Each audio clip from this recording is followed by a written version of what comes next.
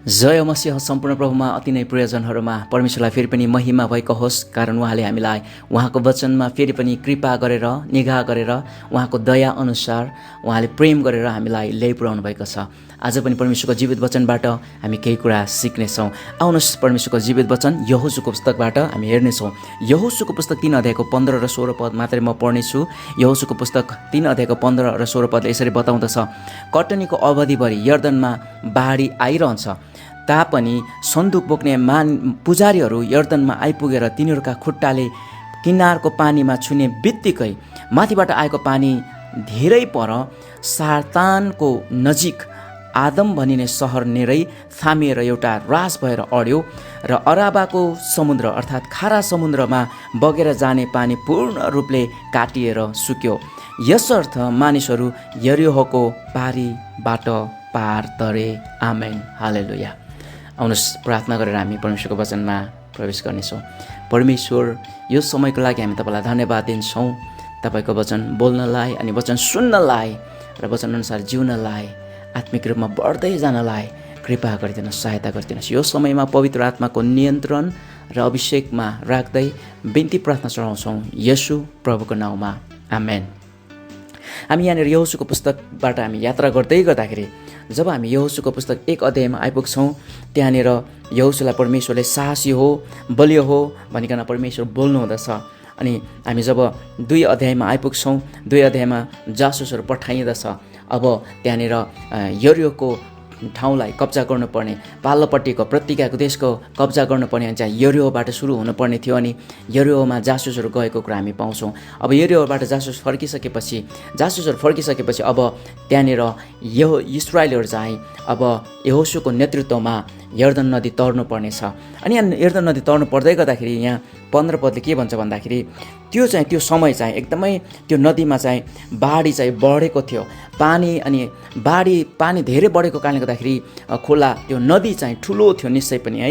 अनि यहाँनिर त्यो कटनीको अवधि भएको कारणले गर्दाखेरि त्यहाँ बाढी आइरहने भएको कारणले गर्दा त्यो समयमा जसै यहाँनिर इस्राएलीहरूले यो यर्दन नदी तर्दैछन्, यो समयमा एकदमै नदी चाहिँ ठुलो छ, पानी चाहिँ ठुलो छ।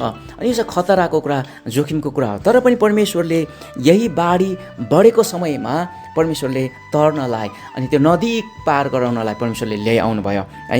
अनि यहाँनिर हेर्दै तल 16 पदमा हेऱ्यो भने त्यहाँनिर इस्राएलीहरूले त्यहाँनिर ओबानो भूमिमा उनीहरूले तरेर गए भनिकन यहाँ बताएको हामी पाउँछौँ। त्यो नदी चाहिँ 2 भाग भएको छ अनि इस्राएलीहरू चाहिँ त्यो नदीलाई पार गरेर गएका छन्। प्राय 40 वर्षको यात्रापछि इस्राएलीहरू यहाँनिर अब प्रतिज्ञाको देशमा प्रवेश गर्दैछन्। अनि यर्दन नदी उनीहरूले तर्दैछन्। अनि यर्दन नदी तर्नको लागि पनि फेरि गइकन यहाँ एउटा आश्चर्यको काम हुनु परेको छ। यर्दन नदीको पानी चाहिँ 2 भाग हुनु परेको छ अनि मात्र इस्राएलीहरू त्यहाँनिर त्यो नदी तर्न सक्छन्। अनि त्यो 40 वर्षको लामो यात्रा गरेर यिनीहरू इस्राएलीहरू आउँदैछन्।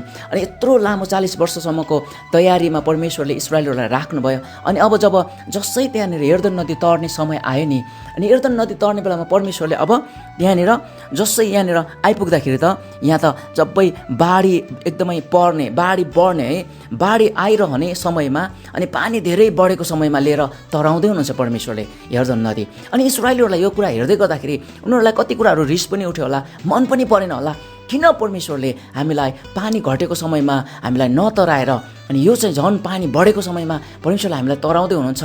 यो चाहिँ कस्तो खालको परमेश्वरको अगुवाई हो? परमेश्वरले के गर्न खोज्नु भएको हो? हामीलाई व्रत गरिकन हामीलाई धेरै गरिकन हामीलाई शास्ति दिन मात्रै खोज्नुहुन्छ अनि हामीलाई सताउन खोज्नु भएको हो कि हामीलाई एकदमै बढी चाहिँ हामीलाई भारमा अनि डरमा राख्न खोज्नु भएको भनिकन उनीहरूलाई लाग्न सक्यो थियो होला, लाग्यो होला पनि। किनभने उनीहरू इस्राएलीहरू चाहिँ अरू समयमा, अरू सिजनमा, अरू ऋतुमा पनि उनीहरूले पार गर्न सक्थ्यो। तर परमेश्वरले जब यहाँनिर यहोशूको नेतृत्वमा ल्याइ पुर्याउनु भयो, अब नदी तर्ने बेला आयो अनि नदी तर्ने बेला त यहाँ त पानी बढेको, पुरै वारपार नदीको किनारै ढाकेको ठुलो एकदमै बाढीले पुरै छताछुल्लो भएको समयमा परमेश्वरले अब तिमीहरूले चाहिँ पार गर भनिकन भन्दै हुनुहुन्छ। यो चाहिँ हेर्दै गर्दाखेरि परमेश्वरले किन यसो गर्नुभयो होला भनिकन हामीलाई लाग्छ हैन त। किन यसो गर्नु होला? परमेश्वरले वर्षमा 12वटा महिना हुन्छन् अनि कम्तीमा पनि 3-4वटा सिजन, 3-4वटा ऋतु हुन्छ। अनि त्यहाँनिर त्यो समयमा चाहिँ पानी पर्ने अनि बाढी बढ्ने समयमा चाहिँ किन परमेश्वरले लिएर आउनुभयो भनिकन हामीले पनि कतिपटक हामीले सोच्दै गर्दाखेरि पनि त्यस्तो लाग्छ। तर रहस्यको कुरा चाहिँ के छ भन्दा परमेश्वरले यिनीहरूलाई बाढीले खोला बढाएको बेलामा नै परमेश्वरले किन यहाँनिर यो नदी तराउन लगाउनु भयो त भन्दाखेरि त्यहाँनिर बाली नाली कटनी गर्नेको समय थियो। हालेलुया। परमेश्वरले बाली नाली कटनी गर्ने समयमा ल्याउँदै हुनुहुन्छ। यस कारणले इस्राएलीहरूले अब बाली कटनी गर्ने समयमा बाली नाली कटनी गर्ने समयको त्यो फाइदा उठाउने त्यो समयमा उनीहरू चाहिँ अति नै सुन्दर समयमा अनि पूर्ण समयमा आइपुग्दै गर्दाखेरि यिनीहरूले बाढीको सामना गर्नु पर्थ्यो। बाली नाली कटनी गर्ने सिजनमा उनीहरूले त्यहाँनिर प्रवेश गर्नुपर्ने भएको कारणले गर्दाखेरि बाली नाली कटनी गर्नेको समयमा खोला सानो हुने थिएन। बाली नाली कटनी गर्नको लागि यिनीहरूले बाढीको सामना गर्नु पर्थ्यो, या भने यिनीहरूले पानी सुकेको समयमा त्यहाँनिर उनीहरू चाहिँ त्यो ठाउँमा कटनी नभएको समयमा जानु पर्थ्यो। यसकारण परमेश्वरलाई थाहा छ, परमेश्वर जान्नुहुन्छ कि कुन समय कुन ऋतु कसरी कतिखेर कहाँबाट के गर्नु भनेर परमेश्वरले पुरा जान्नुभएको कारणले गर्दा उहाँ चाहिँ सर्वशक्तिमान अनि सर्वव्यापी सर्वज्ञानी परमेश्वर भएको कारणले गर्दा उहाँ चाहिँ आफ्नो जातिलाई भलाइ गर्नुहुने परमेश्वर भएको कारणले गर्दा परमप्रभुले बाली कटनीको समयमा परमेश्वरले यहाँनिर प्रवेश गराउँदै हुनुहुन्छ। प्रतिज्ञाको देशमा परमेश्वरले प्रवेश गराउँदै गर्नुहुँदाखेरि बाली कटनीको समय छ, तर इस्राएलीहरूले एउटा कुराको सामना गर्नुपर्दैछ, बाढीको सामना गर्नु पर्दैछ। किनभने पानी घटेको समयमा पार गर्दै गर्दाखेरि त उनीहरूलाई सजिलो हुन्थ्यो होला, भलाइ त्यहाँनिर आश्चर्यको काम भएको छ, तर पनि निश्चय पनि पानी बढेको समयमा पार गर्दै गर्दाखेरि त्यो एउटा जोखिमको अनि त्यो बाढीको सामना गर्नुपर्ने नै थियो। यस कारणले गर्दा परमप्रभुले बाढीलाई हेर्नलाई, बाढीबाट उनीहरूलाई एकदमै त्रसित बनाउनलाई परमेश्वरले यहाँ ल्याउनु भएको होइन। परमेश्वरले बाली नाली कटनी गरोस् यिनीहरूले भनिकन परमेश्वरले यो समयमा ल्याइ पुऱ्याउनु भएको।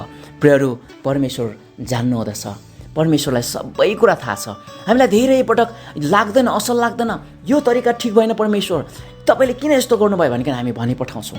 इस्राएलहरूको जीवनमा पानी कम भएको बेलामा लिएर आएको भए पनि हुन्थ्यो भनिकन उनीहरूले भन्थ्यो होला, तर परमेश्वरलाई थाहा छ नि त त्यो बाढीलाई सामना गरेर पार गर्दै गर्दाखेरि त्यहाँ चाहिँ के कुरा चाहिँ उनीहरूले बटुल्न सक्छ भनिकन परमेश्वरलाई थाहा छ नि त। परमेश्वरले त त्यो बाढीलाई हेर्दै हुनुहुन्न, परमेश्वरले त त्यहाँ बालीलाई हेर्दै हुनुहुन्छ अनि बाली नालीलाई फसलको कटनीलाई परमेश्वरले हेर्दै हुनुहुन्छ। हालेलुया।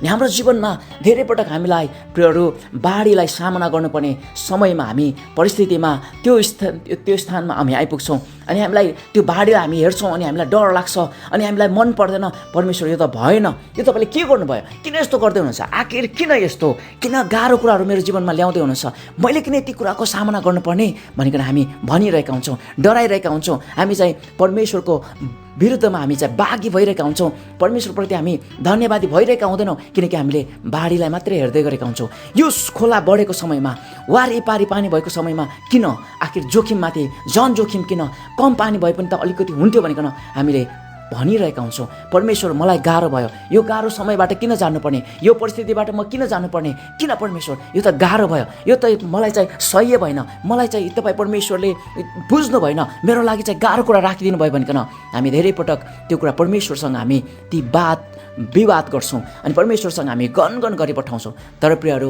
एउटा कुरा हामीले बुझ्नुपर्छ, इस्राएलीहरूलाई जसरी परमेश्वरले डोर्याउँदै हुनुहुन्छ नि, 40 वर्षसम्मको यात्राको तयारी बनाएर परमेश्वरले अब यर्दन नदी तराउँदै गर्दाखेरि परमेश्वरले बाढीलाई नै छिचोलेर जाने त्यो समयमा परमेश्वरले इस्राएलहरूलाई डोराउनु भयो। परमेश्वर जान्नुहुन्छ सबै कुरा अनि परमेश्वरले बालीलाई हेर्दै हुनुहुन्थ्यो। बालीको तयारी गरेको कुरालाई परमेश्वरले त्यो ठाउँमा त्यो बाली नालीलाई त्यो त्यहाँनिर त्यो प्रतिज्ञाको देशमा बाली नालीलाई राख्नु भएको कारणले गर्दा, बाली नाली कटनी गर्ने समय भएको कारणले गर्दा परमेश्वरले त्यो परको आशिषलाई मात्रै हेर्नुभयो अनि परको आशिषलाई उठाउनको लागि परमेश्वरले यहाँनिर यसरी डोर्याउनु भएको। हाम्रो जीवनमा पनि प्रियहरू, जब हामी बाढीको सामना गर्छौँ त्यसपछि हामीले बुझ्नुपर्ने कुरा के भन्दाखेरि त्यहाँ त्यो बाढीलाई पार गरिसकेपछि जब हामी बाढीलाई त्यो बाढी चाहिँ बढेर आएको छ नि, त्यो कुरा डरलाग्दो कुरा ओर्लदै अनि त्यसले आवाजहरू पनि ठुल्ठुलो लिएर आउँछ अनि त्यो डरलाग्दो कुरा अनि अप्ठ्यारो कुरा जोखिमको कुरालाई सामना गरेर जब हामी पार गर्छौँ त्यहाँ बालीको कटनी हुन्छ। हालेलुया। अनि बालीको कटनी पनि गर्न खोज्छौँ हामी अनि बाढीको सामना पनि गर्न खोज्दैनौँ हामी। अनि कसरी मिल्छ प्रियहरू? कुरा मिल्दैन नि त। हाम्रो जीवनमा हामी बाली कटनी गर्न चाहन्छौँ अनि पछि बाली कटनी गर्दै गर्दाखेरि हामीलाई चाहिँ सुख सुक्खा पानी पनि चाहिन्छ। प्रियहरू, त्यो यर्दनको नदीमा बाढी नआउँदाखेरि त्यहाँ पाल्लोपट्टि चाहिँ बालीको समय हुने थिएन। यस कारणले गर्दा परमेश्वरले चाहिँ बाली कटनी गर्नको लागि बाढीबाट भएर लैजानु भयो। अनि हाम्रो जीवनमा पनि हामी बाली मात्रै कटनी गर्न खोज्छौँ अनि यर्दनको नदी पनि बाढी होइन तर सुक्खा भएको हामी खोज्छौँ। त्यस्तो हुँदैन प्रियहरू, त्यस्तो हुँदैन। त्यो कुरा चाहिँ मिल्दैन, त्यो तरिका चाहिँ मिल्दैन। परमेश्वरले हामीलाई जब बाढीको सामना गरेर डोर्याउनुहुन्छ नि, बाढीको सामना गर्ने समयमा अनि त्यो ठाउँमा त्यो कदम चाल्नुपर्ने समयमा परमेश्वरले लिएर आउनुहुन्छ नि, त्यो बेलामा हामी चाहिँ परमेश्वरमा भरोसा राखेर धन्यवादी भइकन अगाडि बढ्ने हो। किनभने त्यो बाढीलाई हामीले पार गऱ्यौँ भने पारी चाहिँ बालीले हामीलाई पर्खिराखेको छ, बालीले हामीलाई पर्खिराखेको छ। कटनी गर्ने समयमा हामी आइपुगेका छौँ। यो इस्राएलीहरू प्रियहरू, यो इस्राएलीहरूले यदि बाढीलाई अथवा त्यो खोलालाई त्यो सुक्ने समयलाई हेरेको भए पाल्लोपट्टि बाली हुने थिएन। उनीहरू आएर के खाने, किनभने अब केही क्षणमा मन्न चाहिँ रोकिँदै थियो। यस कारणले गर्दाखेरि उनीहरूलाई परमेश्वरले परको कुरा, नजिकको कुरा होइन कि परको कुरा देखाउनलाई, परको कुरा अनि आशिषले भर्नको लागि परमेश्वरले यो समयमा लिएर आउनुभयो।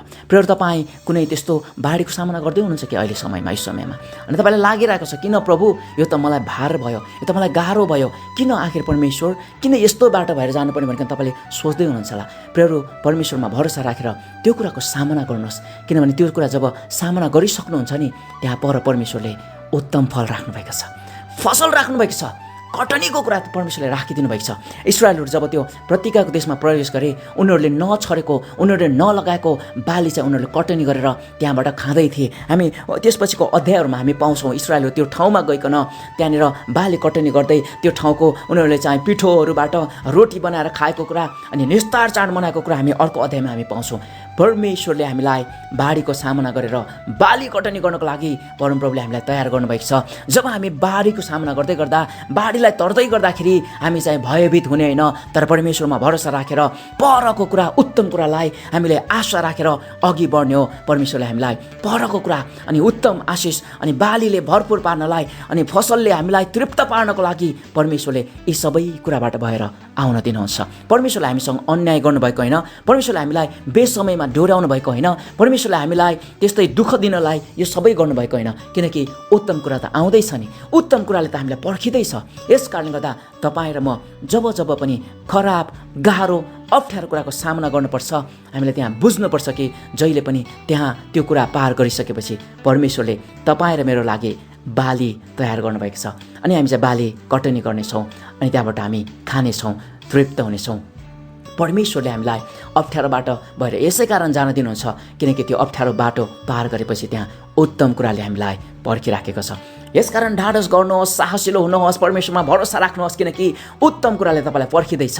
तपाईँले नरोपेको, नछरेको कुरा तर त्यो कुरालाई कटनी गर्ने कुराले त्यहाँ पर्खिराखेको छ। परमप्रभुले त्यस्तो ठाउँमा तपाईँ र मलाई लान खोज्दै हुनुहुन्छ अनि लाँदै हुनुहुन्छ। यस कारणले गर्दाखेरि हामीले बाढीको सामना गर्दा परमेश्वरप्रति गनगन होइन तर धन्यवादी भइकन हामी साहसको कदम अनि हिम्मतको कदम हामी चालेर त्यो बाढीलाई चाहिँ पार गर्नुपर्छ।